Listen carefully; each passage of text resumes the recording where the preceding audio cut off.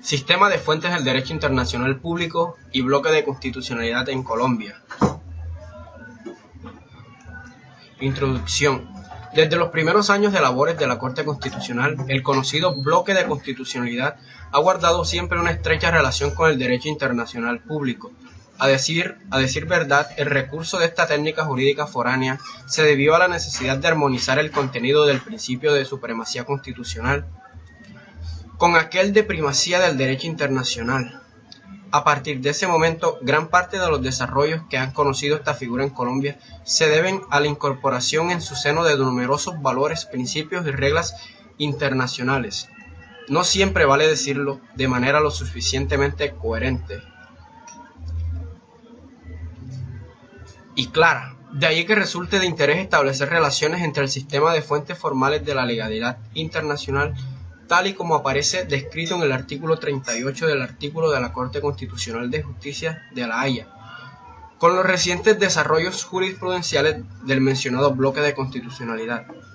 En este orden de ideas, el presente estudio se enmarca en los clásicos análisis de las relaciones entre el derecho internacional y el derecho interno, pero sin desviarnos ni centrar nuestra atención en áridos y superados debates dogmáticos entre defensores y detractores del monismo y dualismo jurídico, como antes se les conocía, en tanto que paradigmas explicativos de las mencionadas relaciones entre sistemas jurídicos.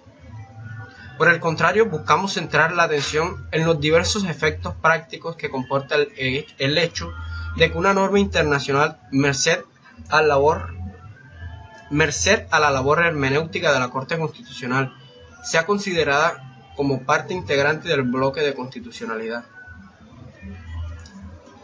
En suma, comenzaremos con el estudio de las normas convencionales, consuetudinarias y principios generales del derecho que hacen parte del bloque de constitucionalidad. Luego examinaremos el rango y papel de las normas internacionales que no integran el bloque de constitucionalidad. Normas convencionales consuetudinarias y principios generales del derecho que integran el bloque de constitucionalidad.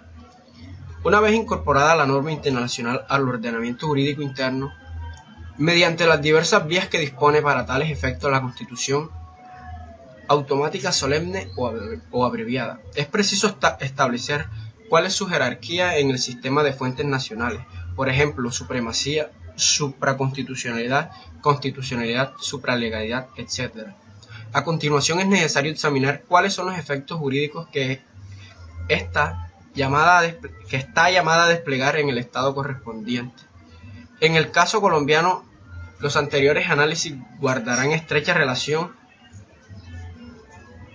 con la creación jurisprudencial de un bloque de constitucionalidad y con los efectos especiales que el juez constitucional ha acordado a determinadas normas internacionales. Requisitos para que una norma internacional haga parte del bloque de constitucionalidad. A lo largo de su jurisprudencia, la Corte Constitucional ha intentado establecer con claridad cuáles son las condiciones o requisitos que debe cumplir la norma internacional para ser considerada como integrante del bloque de constitucionalidad. En primer lugar, en lo concerniente a las normas convencionales, el juez constitucional ha sido enfático en exigir que éstas deben conocer un derecho humano, con lo cual, prima facie, estaríamos ante un elenco bastante generoso y variopinto de tratados internacionales de carácter universal, por ejemplo, Pacto Internacional de Derechos Civiles y Políticos, Pacto Internacional de Derechos Económicos, Sociales y Culturales, Convención contra la Tortura de 1984, etc. Y regional, Pacto de San José de Costa Rica, Protocolo de San Salvador, etc. No obstante, una segunda condición se deriva del propio texto del artículo 93 de la Constitución. El derecho humano en mención debe ser de aquellos que no son susceptibles de limitación bajo estados de excepción. Con lo cual, nuestra lista se reduce a los instrumentos internacionales que recoge el derecho internacional humanitario, DIH, por tratarse precisamente de una normatividad aplicable a situaciones de grave anormalidad, a unos cuantos derechos consagrados en las cláusulas de salvaguardia.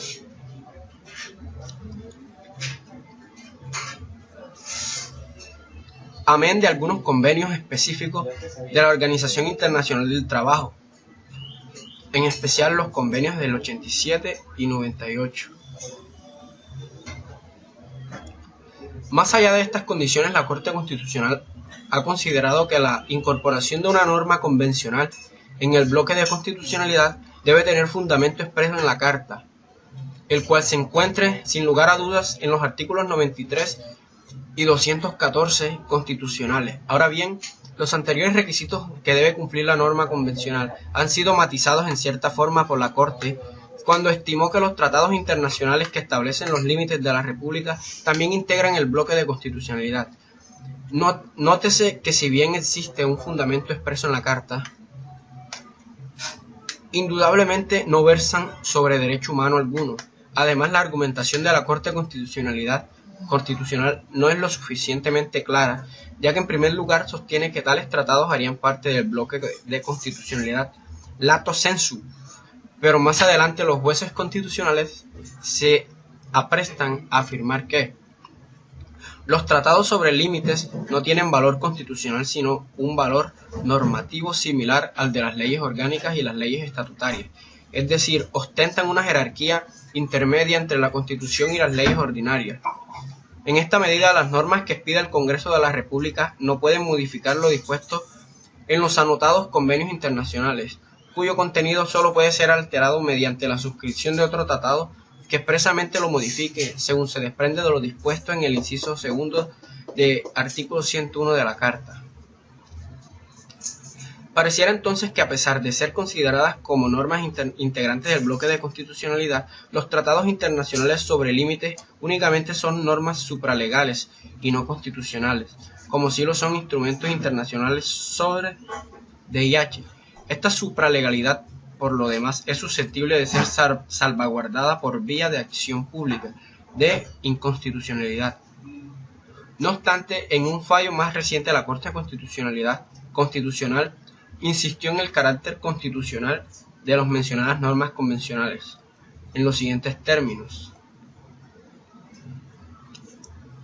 Los tratados de fronteras, que ya estaban perfeccionados al momento de entrar en vigencia la Constitución, no pueden ser demandados, puesto que en el fondo son normas que integran el bloque de constitucionalidad. Estos acuerdos internacionales, junto con algunos convenios de derechos humanos, tienen un estatus y jerarquía diferente a los tratados en el ordenamiento colombiano. Vale decir, se vuelven a equiparar en cierta medida los tratados internacionales sobre límites con aquellos que versan sobre derechos fundamentales. Por otra parte, en lo que concierne a las normas consuetudinarias, la Corte Constitucional no ha dudado en sostener que las pertenecientes al DIH integran el bloque de constitucionalidad de manera automática, más cuando nuestros jueces han confundido en ocasiones las nociones de normas de jus cogens o de derecho imperativo con aquella de norma consuetudinaria. Otro tanto sucede con la Declaración Universal de los Derechos Humanos, acto jurídico unilateral emanado de la Asamblea General de las Naciones Unidas, considerado por la doctrina mayoritaria como una verdadera norma consuetudinaria, merced a su amplia aceptación en diversos estados, incluso debido a los reenvíos que aquella operan algunos textos constitucionales, como sucede con la Constitución Española de 1978.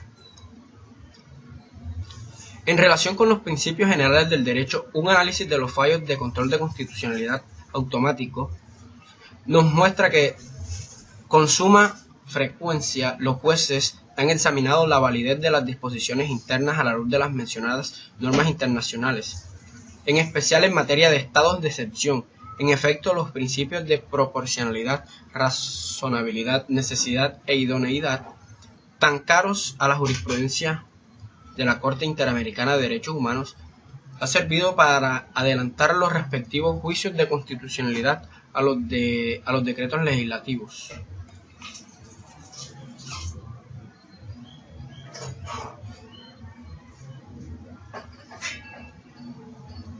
Pues bien, el estado de cosas que hemos examinado se ha complicado innecesariamente, a nuestro juicio, con la introducción a partir de 1999 de una distinción que no termina de ser operativa y que por el contrario dificulta la labor de quien pretenda hallar claras líneas jurisprudenciales entre el bloque de constitucional lato sensu y stricto sensu.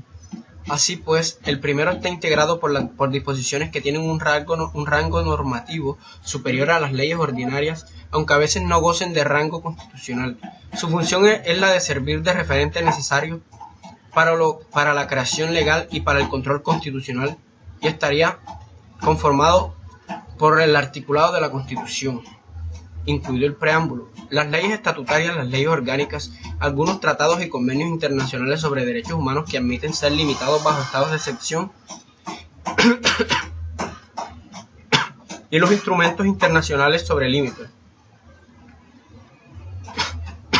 En contrapartida, el segundo compromete aquellos principios y normas que han sido normativamente integrados a la Constitución por diversas vías y por mandato expreso de la Carta.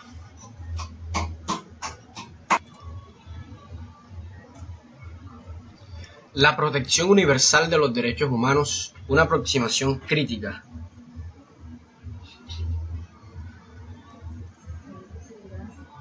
No es posible enfocar los derechos humanos como un problema exclusivamente teórico o académico. Los derechos humanos involucran la protección de las personas, el drama del asesinato, la desaparición y la tortura, habilidades que solo el ser humano ha podido desarrollar. Es imposible hablar de los derechos humanos sin tomar partido por ellos. Por esta razón siempre he creído necesario hablar del tema con pasión, con energía, presentando la historia real y no solo la escrita en los documentos oficiales.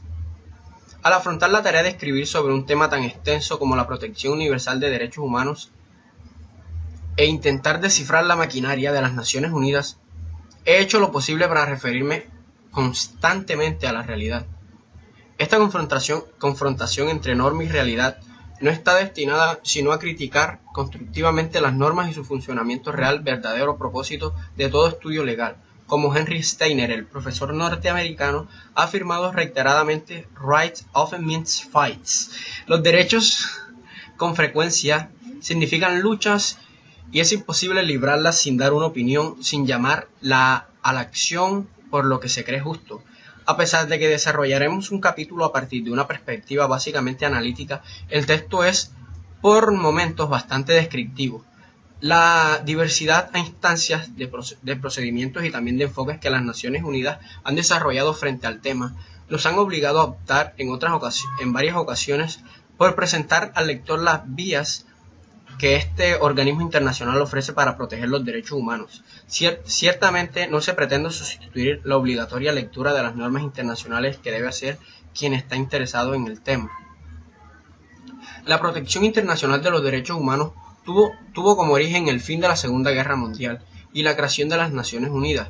El espíritu posterior a la guerra, marcado por los errores del nazismo y del fascismo, permitió incorporar en el sentido común internacional la idea de que existen derechos humanos universales que deben ser protegidos, no solo por las naciones, sino también por el ordenamiento internacional.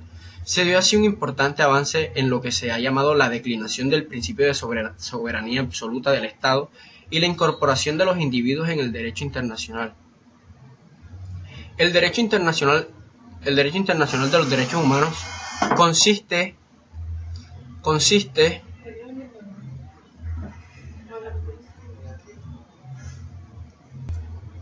El derecho internacional de los derechos humanos consiste en el cuerpo de reglas internacionales, procedimientos e instituciones elaboradas para implementar las ideas de que 1. Toda nación tiene la obligación de respetar los derechos humanos de sus ciudadanos y de que 2. Las otras naciones y la comunidad internacional tienen la obligación y el derecho de vigilar el cumplimiento de esa obligación. Los derechos humanos y las personas humanas en general tienen diversas formas de protección legal. Un primer tipo de protección es la que desarrolla la legislación doméstica. La protección legal nacional se realiza a través del derecho constitucional, penal e incluso civil. Otro tipo de protección de los derechos humanos es el que desarrolla el derecho internacional tanto a través del sistema universal como de los sistemas regionales. Para una mejor explicación quizá convenga hacer una presentación más general y comparativa. Sistema de protección de derechos humanos, protección nacional, constitucional, civil, penal, derechos humanos, protección internacional, derechos internacionales de los derechos humanos. Los sistemas de protección internacional de los derechos humanos son sistema universal y los sistemas regionales. El sistema internacional integra las normas y mecanismos de protección que emanan de la Carta, la Declaración y los Tratados de Derechos Humanos, mientras que los sistemas regionales comprenden los tratados regionales de derechos humanos, tales como el Sistema Europeo, Convenio Europeo para la Protección de los Derechos Humanos y de las Libertades Fundamentales, y el Sistema Interamericano, Convención Americana de los Derechos Humanos. Para las fuentes principales del Sistema Universal de Protección Internacional son la Carta de las Naciones Unidas y la Declaración Universal de los Derechos Humanos, que dan lugar a la Comisión de Derechos Humanos y otros órganos especializados de control de las Naciones Unidas. B. Y los tratados específicos sobre derechos humanos, que dan lugar a órganos específicos de control, como el Comité de Derechos Humanos. En este capítulo discutiremos algunos temas relacionados con el sistema de protección universal, como ya hemos señalado la diversidad de tratados y la amplitud general de la materia, nos han obligado a ser más descriptivos de lo que hubiéramos deseado. Nos concentraremos en ciertos puntos específicos, seleccionando los más importantes para la práctica de la defensa de los derechos humanos en América Latina. En primer lugar, discutiremos la noción de universalidad de los derechos humanos. Como veremos, no existe unanimidad en torno a ella. Desde nuestro punto de vista, la fundamentación ideológica última de las prácticas de violación de los derechos humanos reside en la negación de su carácter universal. Por ello hemos querido iniciar la discusión presentando el debate entre universalismo y relativismo. En segundo lugar, analizaremos el valor jurídico de los derechos humanos. En este punto estudiaremos lo que hemos llamado el derecho internacional de los derechos humanos. Para ello enfatizaremos el desarrollo positivo logrado desde la aprobación de la Carta de las Naciones Unidas. Luego discutiremos la práctica de la maquinaria de las Naciones Unidas para la defensa de los derechos humanos. Para ello tomaremos como ejemplo el funcionamiento de la Comisión de Derechos Humanos, del Grupo del Trabajo sobre Desapariciones Forzadas o Involuntarias y del Grupo sobre Detención Arbitraria. Concluiremos con una breve reflexión sobre la expansión del sistema de protección de los derechos humanos y su relación con la realidad de las violaciones. Una paradoja en el campo de los derechos humanos es que al mismo tiempo que se han expandido los sistemas de protección de estos derechos, se han desarrollado nuevas y cada vez más complejas formas de violarlos. Así, los avances que esta materia ha logrado en los últimos años no constituyen centralmente un ejercicio teórico, se trata más bien de un esfuerzo para vincular la reflexión legal y teórica con los problemas concretos que la realidad plantea la defensa de los derechos humanos en América Latina. ¿Son universales los derechos humanos?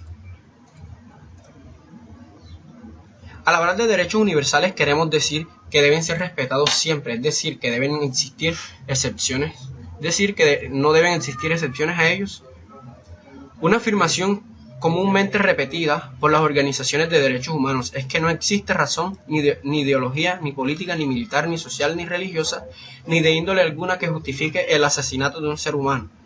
Ella expresa con claridad la noción de universalidad de derechos. Sin embargo, existen concepciones que plantean que los derechos humanos son relativos, que dependen del contexto cultural, de las razones políticas o de la protección de la seguridad del Estado.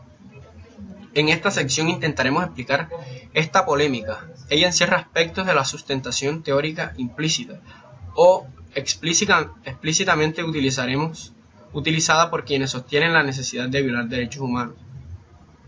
Uno de los debates más interesantes de la teoría contemporánea de los derechos humanos es el que enfrenta a universalistas y relativistas, aunque muy vinculado a la realidad de los países africanos e islámicos. Este debate puede tener importantes repercusiones para el trabajo de defensa de los derechos humanos en América Latina. Detrás de muchas actitudes políticas y teóricas de menosprecio a los derechos humanos, con las que usualmente nos encontramos en nuestro continente, podemos observar una posición relativista. El argumento de los relativistas se ha desarrollado básicamente a partir de las especificidades culturales de los países africanos e islámicos.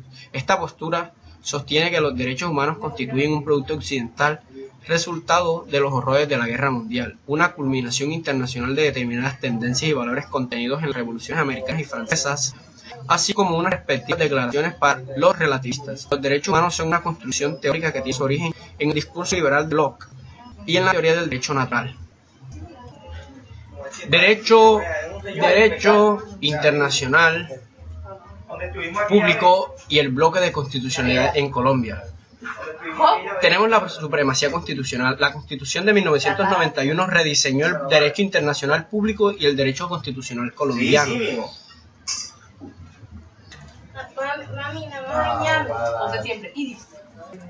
Primacía del derecho internacional. Norma internacional parte del bloque de constitucionalidad. Principios generales del derecho internacional operan de manera automática dentro del ordenamiento y hacen parte del bloque de constitucionalidad. Normas consuetudinarias. Las normas pertenecientes al derecho internacional humanitario integran automáticamente el bloque de constitucionalidad. El DDHH. Se vuelven normas de ius cogens al ser integradas a los textos constitucionales. Normas convencionales. Deben reconocer un derecho humano. Deben tener fundamento expreso en la Constitución. El DIH. Susceptibles de limitación bajo estados de excepción. La actividad judicial frente a la legalidad internacional. Limitaciones al ejercicio de las competencias de autoridades públicas. Competencias del Congreso frente a la legalidad internacional. La rama ejecutiva y las normas internacionales. Funciones, efecto imperativo. Reconocen los derechos subjetivos a favor del particular. Primacía del derecho internacional. Norma internacional que no integran el bloque de constitucionalidad. Gozan solo de carácter legal. Se da por inexistencia de una norma constitucional. Su salvaguarda queda en cabeza del juez contencioso administrativo a través de acción de nulidad y restablecimiento. Protección universal de los derechos humanos. Protección nacional, protección internacional, sistemas regionales. Sistema universal. Relativismo de los derechos humanos depende del contexto cultural, de las razones políticas de la protección de los estados de la seguridad del Estado. Surge como respuesta al evolucionismo cultural.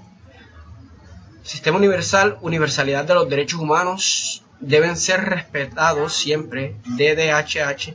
Contenido, libertad civil y derechos políticos, derechos en relación al grupo social, derechos personales, derecho económico y social. Sistemas regionales, fuentes, Carta de las Naciones Unidas y Declaración de los Derechos Humanos, Comisión de Derechos Humanos, órganos específicos de control de las Naciones Unidas, tratados específicos sobre derechos humanos, órganos específicos de control, Comité de Derechos Humanos.